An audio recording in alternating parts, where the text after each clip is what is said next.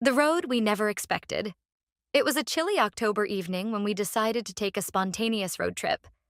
The leaves had started to turn, painting the trees in fiery reds and oranges, and the air carried the crisp scent of autumn. There were four of us: me, Claire, Jay, and Mark. Best friends since high school, we'd been through thick and thin together, and despite the craziness of adult life, we always made time for these little adventures. Claire had come up with the idea to visit an old abandoned amusement park 2 hours away. She was always the adventurous one, dragging the rest of us into her wild schemes. Jay, her boyfriend of 3 years, was her perfect counterpart: calm, logical, but willing to go along with her ideas just to see her smile. Mark, my childhood friend, was the glue that held us together. He was the steady one, always looking out for everyone else. And then there was me, the storyteller of the group, the one who liked to capture everything in pictures and words. We piled into Mark's old SUV, joking about how it was held together with duct tape and prayers. The engine sputtered to life, and we were off, the GPS guiding us toward a night of adventure. The playlist alternated between upbeat road trip songs and hauntingly beautiful ballads that fit the season. We laughed, sang along, and shared stories, the miles slipping away unnoticed. As night fell, the road grew quieter. The highways turned into narrow country lanes, flanked by dense woods that seemed to stretch endlessly into the dark.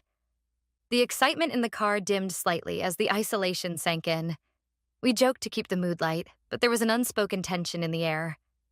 An hour away from our destination, we decided to stop at a roadside diner for some food. It was one of those old-fashioned places, complete with red vinyl booths and a jukebox in the corner. The waitress, a kind woman with a warm smile, served us steaming plates of burgers and fries. It felt comforting, like a pause in a story before the climax. Little did we know, the climax was waiting for us just beyond those neon diner lights. As we left the diner, the night seemed to press closer. The laughter and chatter that had filled the SUV earlier had quieted. Outside, the wind howled through the trees, and the road stretched ahead of us like a dark ribbon. Claire was scrolling through her phone, trying to find ghost stories about the amusement park we were heading to, while Jay navigated with the GPS. Mark, ever the responsible one, was driving, and I was in the back seat staring out the window. "Did you know the place is supposed to be haunted?"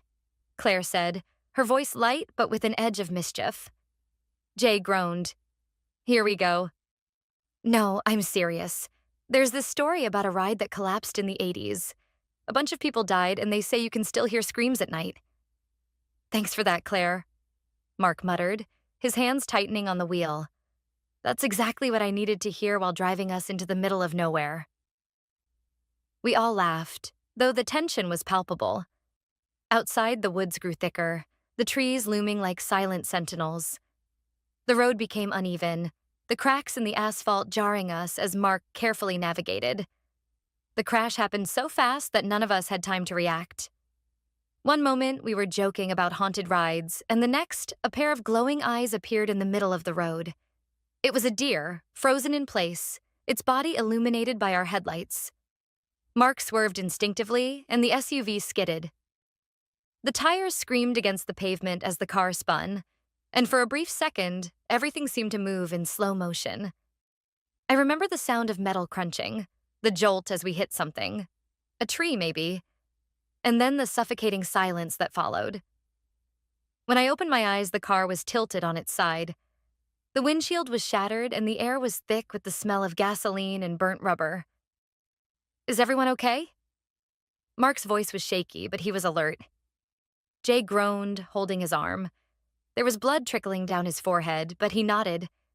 Claire wasn't responding. She was slumped in her seat, her head resting at an odd angle. "Claire!" I screamed, scrambling to reach her. Mark had already unbuckled himself and climbed into the back.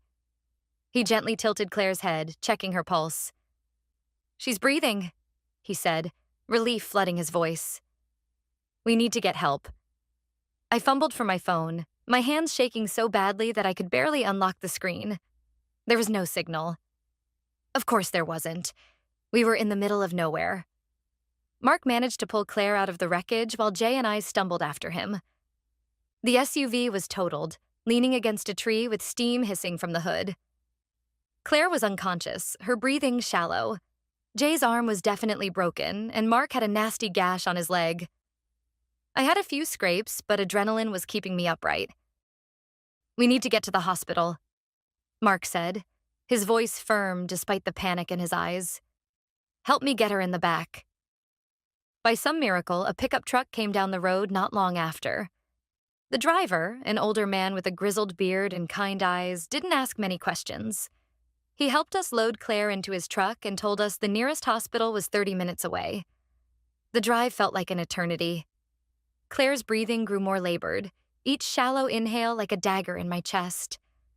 I held her hand, whispering to her, begging her to hold on. Mark sat beside me, his face pale and his knuckles white as he gripped the edge of the seat. Jay was silent, his head leaning against the window, his own pain forgotten in the urgency of Claire's condition. "Stay with us, Claire," Mark kept muttering. "Just stay with us." But somewhere along that dark, winding road, Claire stopped breathing. The hospital staff tried everything. They worked on Claire for what felt like hours, but in the end, there was nothing they could do. The doctor came into the waiting room, his face a mask of sympathy, and delivered the words that shattered our world. "I'm so sorry. We did everything we could." Mark broke down first. He collapsed onto the floor, sobbing into his hands. Jay sat frozen, staring at nothing, his broken arm forgotten. I couldn't move, couldn't breathe. Claire, our Claire, the heart of our group, was gone. The next few days were a blur of police reports, phone calls, and funeral arrangements. Claire's parents were devastated, her mother inconsolable as she clutched a picture of her daughter. Jay blamed himself, convinced he should have been paying more attention to the GPS. Mark spiraled into guilt, replaying the accident over and over in his mind. And me? I felt like I was trapped in a nightmare I couldn't wake up from. In the weeks that followed, the accident fractured us in ways we hadn't anticipated. Mark, who had always been the strong one, stopped answering calls. Jay ended his lease and moved back in with his parents, retreating into himself. I tried to keep us connected, organizing meetups and sending messages, but it was like trying to hold on to sand slipping through my fingers. One night, months after the accident, Mark finally opened up. "I can't stop seeing her face," he admitted. "Every time I close my eyes, she's there, and I keep thinking, if I'd just reacted a second faster." "It wasn't your fault," I said, though the words felt hollow. "It was an accident." "Was it?" His voice cracked. "Because it doesn't feel like one. Healing wasn't a straight line. It wasn't even a line at all. More like a series of spirals, each one pulling us back to that night. But slowly, painfully, we started to find our footing again. Mark started therapy, confronting the guilt that had been eating away at him. Jay, with the help of Claire's parents, began volunteering at a local community center in her memory. I poured myself into writing, documenting everything about Claire. The way she laughed, the way she always made us try new things. It was my way of keeping her alive. On the 1-year anniversary of her death, we gathered at her favorite spot, a hill overlooking the city. We lit candles and shared stories, laughing through the tears as we remembered the girl who had brought so much light into our lives. Losing Claire changed us. It left scars that would never fully heal. But it also taught us the fragility of life and the importance of holding on to the people we love. Every time I get behind the wheel now, I think about that night. I think about the way everything can change in an instant. But most of all, I think about Claire, and I remind myself to live in a way that would make her proud. Because even though she's gone, her spirit is still with us, guiding us like a light on a dark road. It was a Friday night in mid-October, and the idea for a road trip came about like most of our plans. Half joking, half serious, and entirely Claire's doing. "You guys," she said, her blue eyes sparkling with mischief as she stood in the middle of my tiny apartment. "We never do anything spontaneous anymore. It's like we're old or something." "We're 24, Mark replied, not looking up from his phone. I think spontaneity peaked when we were 17. Exactly my point, Claire said, throwing a pillow at him. Come on, live a little. There's this place 2 hours from here, an abandoned amusement park. It's creepy, it's cool, and I heard it's great for pictures. Right up your alley, Olivia. She grinned at me. Jay sighed, leaning against the kitchen counter. If we do this, are you promising not to make us break into anything? Because last time you almost got us arrested. Claire waved a hand dismissively. That was one time. 2 hours later, the four of us were crammed into Mark's old SUV, the smell of fast food mingling with the faint scent of air freshener that never quite masked the age of the car. The roads were relatively empty, the hum of the tires against the asphalt a comforting backdrop to our chatter. I leaned my head against the window, watching the moonlight filter through the trees as Claire talked animatedly about the history of the amusement park. They closed it in the 80s after some freak accidents, she said. There's this one ride called the Screamer. Apparently it used to go so fast that people blacked out. There's a rumor that— Let me guess, Jay interrupted. It's haunted. Claire smirked. Maybe. Mark groaned. Why do all your ideas involve ghosts or getting tetanus? Because boring is the worst kind of crime, Claire replied, tossing a fry at him. We never made it to the park. The deer came out of nowhere, its eyes glowing like tiny moons in the middle of the road. Mark slammed on the brakes, swerving instinctively. For a split second, the world seemed to tilt. The car skidded off the road, crashing through the underbrush before colliding with a tree. The impact knocked the breath out of me. My head slammed into the window, the sound of shattering glass ringing in my ears. When the car finally stopped, the silence was deafening, broken only by the faint hiss of steam escaping the hood. Is everyone okay? Mark's voice cut through the haze. Jay groaned from the passenger seat, clutching his arm. Blood dripped from a cut on his forehead, but he was conscious. I looked to Claire, who was slumped in her seat, her face pale and her breathing shallow. Claire, I shouted, panic clawing at my chest. I unbuckled my seatbelt and reached for her, but my hands were shaking too much to be of any use. Mark climbed into the back to check her pulse. She's alive, he said, his voice tight. But we need to get her to a hospital. Now. The SUV was totaled. We had no choice but to flag down help. By some miracle, a pickup truck appeared a few minutes later. The driver, a middle-aged man named Hank, took one look at us and nodded. Get in, he said, his voice gruff but kind. We loaded Claire into the back seat, her head resting on my lap. Her breathing was shallow, each rise and fall of her chest more labored than the last. Jay sat beside me, cradling his broken arm, while Mark rode up front, directing Hank to the nearest hospital. Stay with us, Claire, I whispered, stroking her hair. We're almost there. But as the truck sped down the dark, winding road, I felt her body grow colder. The emergency room was chaos. Nurses and doctors swarmed as they rushed Claire onto a stretcher. We were left in the waiting room, huddled together in shock. Jay's arm was put in a sling and Mark's leg was bandaged, but none of it mattered compared to the weight hanging over us. An hour later, a doctor approached, his face solemn. I'm sorry, he said, his voice heavy with regret. We did everything we could, but she didn't make it. The words hit like a sledgehammer. Mark let out a guttural cry, sinking to his knees. Jay sat frozen, staring at the floor as tears streamed down his face. I felt like the air had been sucked out of the room. My best friend, my sister in all but blood, was gone. Claire's funeral was held on a sunny day, the kind of day she would have loved. Her parents asked me to give a eulogy. I spent hours writing it, trying to capture her essence, but when the time came, I could barely get the words out. She was the bravest person I ever knew, I said, my voice breaking. She wasn't afraid to live, to take risks, to drag us along on her crazy adventures. She made life brighter just by being in it. And now, it's hard to imagine a world without her.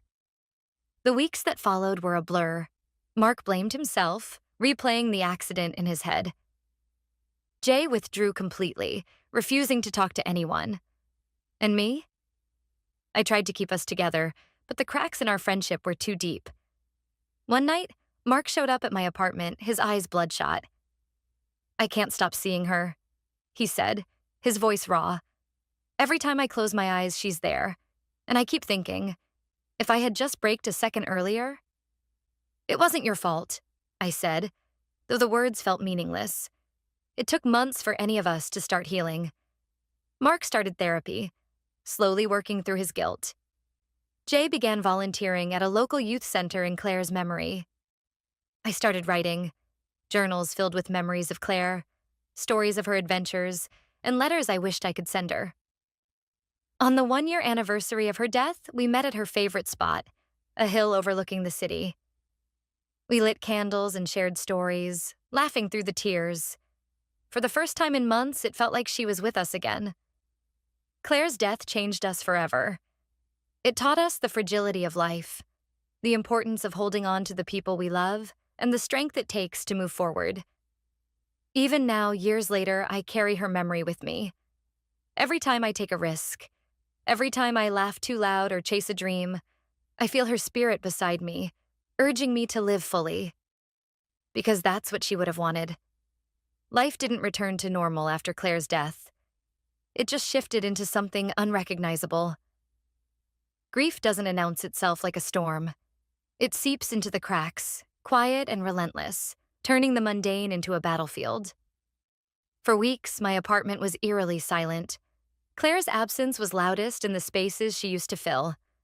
The empty seat at the diner, the unanswered group chats, the weekends that stretched too long without her endless schemes.